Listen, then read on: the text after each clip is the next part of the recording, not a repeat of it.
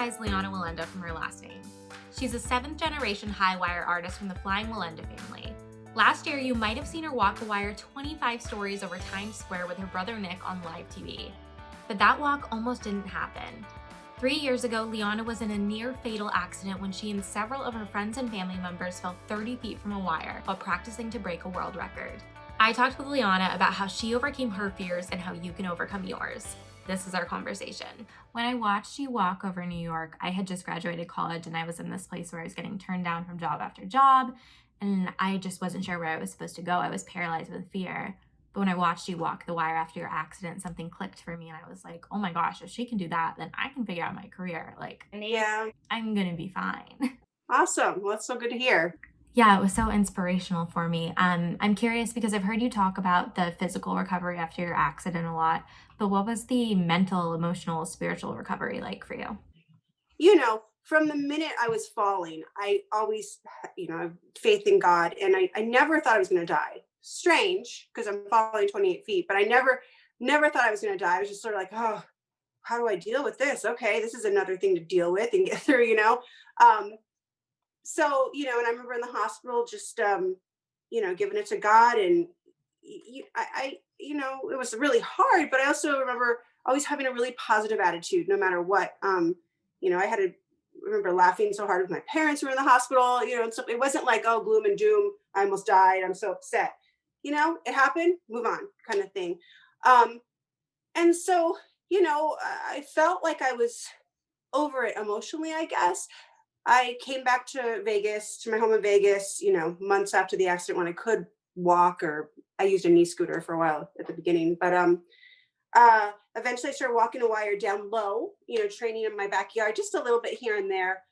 Um, and thought it was fine. And then Nick asked me if I wanted to walk across Times Square with him. And of course, I'm a high wire walker. I love it. I live for it. Uh, and so I went down to Florida to start training, and I got on a high wire that was maybe 15 feet high. It wasn't so high in the world of our height, but it was a lot higher than I had been.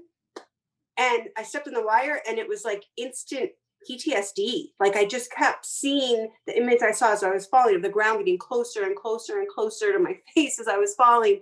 I mean, like a picture, like it was yesterday, like it was in my mind. Um, and I kept going, I'll get over this tomorrow. I just gotta keep at it. And, I get on the wire again the next day. It was terrifying. And that's strange because the wire is my safe place, my happy place. I love it. I'm at home on the wire, you know? And so this kept going on and on and on. And I would wake up at night. It's like, I don't want to do this. I don't want to do this. And then finally we had moved from my brother's backyard to a public park we were training. It was about 50 feet in the air. And I was walking, it was still the same thing where I was really rigid and stiff and not walking the wire comfortably like I know to walk the wire. Still a ton of fear in me. And at one point I was walking across and I kind of felt myself balancing the way that you're supposed to balance and relaxing and enjoying it. It all felt so good. The wire sliding across my foot and the balancing pole in my hand. And tears started streaming down my face because it was just so powerful. And I got to the other end and stepped on a platform, and one of our friends, a rigger that was up there, asked, like, what's wrong? And I just blurted it out. It was such a raw moment. I said, I forgot who I am. And it was such a powerful thing because I forgot that I'm a wire walker. I forgot that this is what I do for a living. This is what I love. I forgot that I'm a very capable wire walker. I kind of lost faith in myself. And it was just such a big thing where I forgot who I am. I'm a Christian, so I equate everything to my belief in God, but I thought it was such an interesting thing because, I forgot who I am in that I'm a Wallenda. I'm 7 generations doing this. I've done this my whole life. Some people call us royalty of circus, this is my place. This is where I should be. But I apply that even more to my relationship with God, is that I'm a child of God, and I'm meant to do this. And so many lies get in your head, I think, after trauma, whether it be a nearly fatal accident, whether it be a divorce, whether it be losing a job, whether it be looking for a job, and all these lies are lying to you. And I think we forget who we are and what we're capable of, and what we're meant to be doing in our life. And it's so important to have those wake up calls and remember, no, I can do this and I can do it brilliantly, you know? So it was a big moment for me.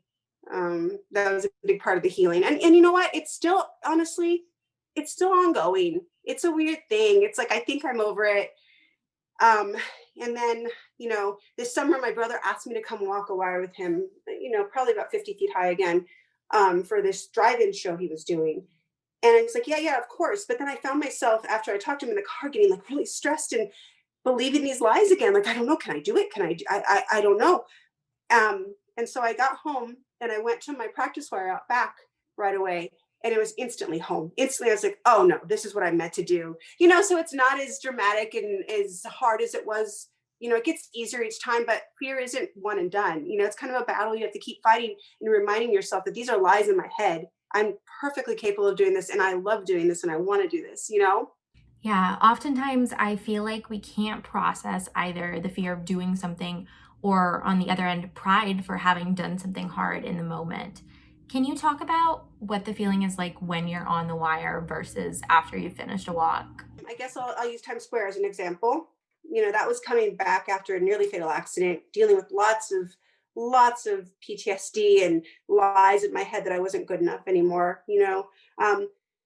So the first step on the wire was, I'm not going to lie, it's scary. It's scary. I'm human. I know I do these things that seem impossible to people, but I am human, and there's still that fear.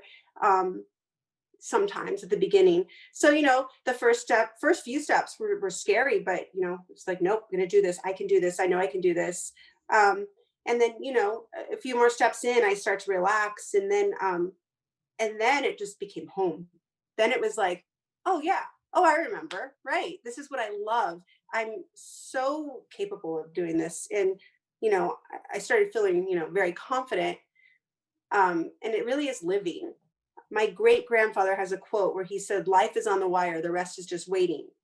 Um, it's really true for us. I remember walking across that wire at Times Square and I did not want it to end. It was amazing, the view and just being up there. And, I'm the only person that's ever really going to see that view, except my brother, but he was coming from the other way, which was incredible. And to see the crowd all below that came out was like so touching. So it really was living. It's really living.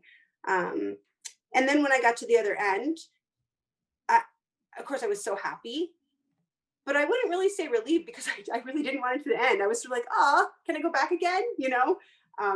Because at that point I had remembered how much I love it, that, that feeling came back. How does conquering your fears in such a big way affect how you live your everyday life? Do you find that you get worried less about small things? Not necessarily. I'm still, I'm a single mom. My son's grades were dropping. I'm like worried about that. The pandemic and all of this is very worrisome, right? So I would say I still struggle with worrying about things, but I just tell myself, no, it's going to be all right. My faith in God is going to get me through. And I do know it'll be all right, but I feel like those lies are always going to try to get at you, and tell you you're not going to make it, whether it's getting through the pandemic or, walking across Times Square or whatever it is. So no, I feel like it's kind of a struggle. Now it does become less of the more you practice, the better you get at it, right? The better you get at not worrying. So it is better, and it does continue to get better, but I'm not superhuman. I still worry about, things like that. Yeah, you mentioned the pandemic, and for a lot of us, we're experiencing fear at a level we never have before. One of the things you said that really moved me when you were on the wire in New York was, I'm not a slave to fear, it won't conquer me. What does it mean to you to not be a slave to fear, and how do you walk that out in your everyday life? I think fear is going to be there in our life from time to time, but I think it depends on how you deal with it. If I let the fear get to me and I was like, I can't do this, I'm not going to do this, then I believe I would have been a slave to that fear. But I think being brave, I've seen a quote and it really rings true for me. I think being brave is being afraid but doing it anyway, you know? And I don't mean irresponsibly. Of course, if I wasn't a well-trained high wire walker, it'd be very foolish for me to walk on a wire across Times Square. But if you trained at it your whole life and that's what you love to do, then even if you feel that fear, like, nope, I can do this. It's mind over matter. It's reminding yourself, no, I've trained this. No, I know I'm really high, but I can do this. It's the same down low as it is up high. I practice really hard. I'm really strong. I'm ready. It's really mind over matter. Absolutely. What would you say to someone who's been in a similar position as you, where they've been on the path they know they're meant to be on, but they get knocked down and they have to get back on the horse? What would your advice be to them? I would say take time to, whether it's mourning something or recovering, take that time for yourself. Don't beat yourself up if you're not right back up, but also you can do it. You can do it. Keep pushing through. You can do incredible things that you don't know you're capable of, so you need to keep at it. Believe in yourself. Don't lose faith in yourself. Believe in yourself. I struggle with that still, believing in myself. It's a hard one for me. I'm so easy to be like, oh, it's okay. I guess I'm not good enough for that or this or that. It's a silly thing, but I still struggle with that after all I've been through and all I've overcome. It's still a bit of a struggle, Yeah. Do you have any resources or practices you use to stay strong and keep moving forward? My practices are just, I pray constantly, throughout the day. I don't even realize it. I always talk to God. That's really my strength. And I do have to remind myself who I am. And I don't mean that in an arrogant way. Because look, I'm just a person, but I don't want people to misunderstand me the way I'm saying that. But I do have to remind myself that I've been through a lot. I do have a lot to say to people. I do believe that, that it's important that I get out there and talk to people. But there's still voices in me being like, who do you think you are? What do you have to say to the world? It's a funny thing. As far as a wire walker, I have to remind myself who I am, and that's what I was born to do. Who or what inspires you to keep going? My son, my family, my parents, my brother and sister-in-law, I would say, uh, my whole family history. If I look back at my family history and my great grandfather and all that he had gone through, and then my grandmother, and they just kept going, which was pretty amazing. It's pretty amazing. And I used to look back when I was a kid, thinking, gosh, if I went through all that tragedy, I don't think I'd walk the wire anymore. But then here I am, finding myself, having a nearly fatal accident, falling off the wire, and yet I still have such a passion for it and still want to continue to do it. So it's just in me. Yeah, you had mentioned earlier too that none of your friends or family would have blamed you if you decided you didn't want to walk the wire anymore, but you did. What made that worth it for you? It's my passion. Walking the wire is my passion. Performing is my passion. There's no other feeling like it.